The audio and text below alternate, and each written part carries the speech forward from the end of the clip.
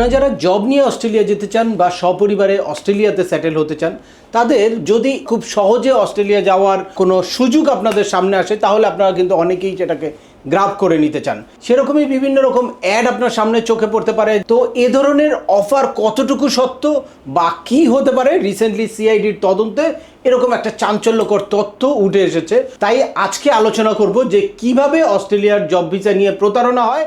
চলুন শুরু করা যাক। তার আগে বলে নিচ্ছি, যারা আমাদের চ্যানেলে নতুন বা আমাদের চ্যানেলটি এখনও সাবস্ক্রাইব করেননি, please hit the subscribe button. আর যারা অলরেডি সাবস্ক্রাইব করেছেন তাদেরকে অসংখ্য ধন্যবাদ।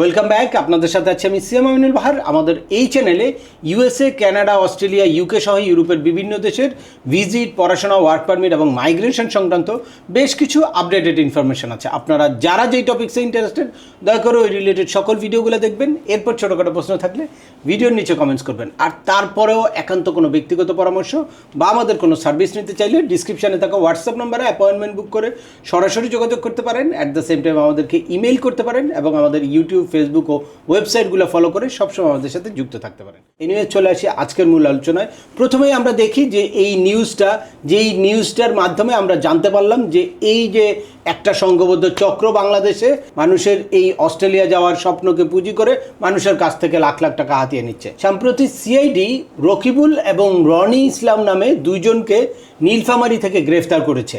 এই চক্রের সদস্য যারা ফেসবুকে পেজ খুলে অস্ট্রেলিয়া প্রবাসী খাজা মোহাম্মদ আলী নামে একটা পেজ খুলে সেখানে প্রতিনিয়ত সিডনি বা অস্ট্রেলিয়ার বিভিন্ন ভিডিও প্রচার করত এবং সেখান থেকে তারা প্রচার করেছে যে তারা খুব সহজেই অস্ট্রেলিয়া নিয়ে যেতে পারবে মানুষকে এবং সে অস্ট্রেলিয়ায় থাকে।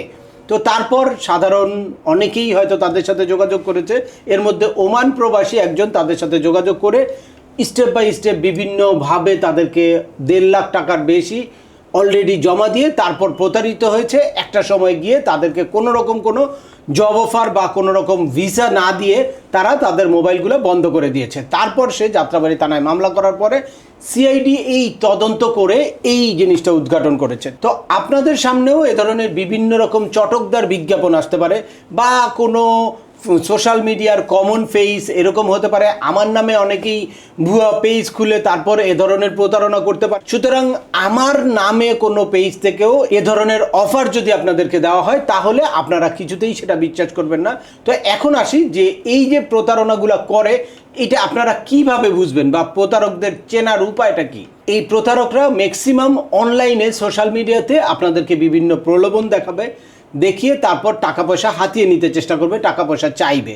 তো আপনারা সোশ্যাল মিডিয়াতে কোনো অ্যাড দেখে তারপর তাদের অফিস যাচাই বাছাই না করে তারপর কোনো লেনদেন করবেন না। বা সোশ্যাল মিডিয়াতে আপনাদেরকে যদি সরাসরি টাকার অফার করে এবং নিশ্চিত ভিসার গ্যারান্টি দেয়, তাহলেই মনে করবেন যে এইটা একটা প্রতারক চক্র। এরা কি করবে, কোনো বাংলাদেশি নাম্বার ইউজ করবে না। এরা ম্যাক্সিমামই ভার্চুয়াল নাম্বার ইউজ করে। এটা অস্ট্রেলিয়ার হতে পারে, কানাডার হতে পারে, আমেরিকার হতে পারে, এরকম নাম্বার। যেমন ম্যাক্সিমাম ক্ষেত্রে কি হয় যে এই অস্ট্রেলিয়ার ভিসার প্রতারণা করতে গেলে তারা একটা অস্ট্রেলিয়ার ভার্চুয়াল নাম্বার ইউজ করে।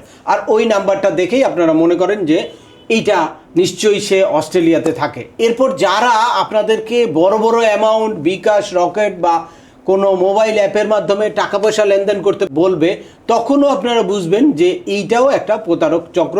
যারা এভাবে মানে কোনো রকম পরিচয় গোপন করে টাকা পয়সা লেনদেন করতে চায়, তারাই কিন্তু এই বড় অ্যামাউন্ট বিকাশ, রকেটে নিয়ে থাকে। সেজন্য সেইটাও আপনারা ভেরিফাই করবেন যে যেই নাম্বারগুলো আপনাকে দিল আসলেই সেই নাম্বারগুলো কার, বা সেই নাম্বারগুলোতে তাদের আইডেন্টিটি কি প্রকাশ পায় কিনা। যদি দেখেন যে এরকম নর্মাল একটা নাম্বার দিয়েছে, সেটা যে কোনো দোকানের নাম্বার, এ ধরনের নাম্বার দেখলেই আপনারা বুঝবেন যে এইটা অবশ্যই একটা প্রতারক চক্র। আর এর বাইরে কোনো ডকুমেন্ট যাচাই বাছাই না করেও আপনারা কিন্তু কোনো কিছু বিশ্বাস করবেন না। এরপরে তাদের অফারগুলোও অস্বাভাবিক থাকবে, অর্থাৎ জব অফার দিলে জব অফারটা ঠিক থাকবে না, ভিসা দিবে ডুপ্লিকেট ভিসা বা ভুয়া ভিসা দিবে। সেই জন্য ওইসব ডকুমেন্ট আপনারা যাচাই বাছাই করবেন যে আসলেই মানে কোনটার পরে কোনটা হয়, আসলে আগে তার জব অফার পেতে হবে, কোন কোম্পানিতে জব পেলো, সেই জব অফারটা ঠিক আছে কিনা, স্যালারিটা ঠিক আছে কিনা, সেই প্রতিষ্ঠানটা কোথায়, আদৌ সেই প্রতিষ্ঠানের কোনো ভিত্তি আছে কিনা, এই জিনিসগুলো যাচাই বাছাই করে তারপর আপনারা পরবর্তীতে, অনেকেই দেখা যায় যে কি হুট করে একটা বায়োমেট্রিকের লেটার দিয়ে দেয়, বায়োমেট্রিকের একটা লেটার পেলেই আপনি যে ভিসা পেয়ে যাবেন বা ভিসার জন্য সঠিকভাবে আবেদন করলো এইটা নিশ্চিত হওয়ার কোনো সুযোগ নাই। বায়োমেট্রিক যে কেউ যে কোনো ডকুমেন্ট দিয়ে একটা ভিসার জন্য আবেদন করে তারপর কিন্তু বায়োমেট্রিকের অ্যাপয়েন্টমেন্ট নিতে পারে। এই ভিএফএসে বায়োমেট্রিকের অ্যাপয়েন্টমেন্ট নেওয়া মানেই অনেকেই দেখা যায় বায়োমেট্রিকের একটা অ্যাপয়েন্টমেন্ট নিয়ে বায়োমেট্রিক দিয়ে আসার পরে বড় ধরনের একটা টাকা পয়সা লেনদেন করে। এ ব্যাপারেও আপনারা সতর্ক থাকবেন।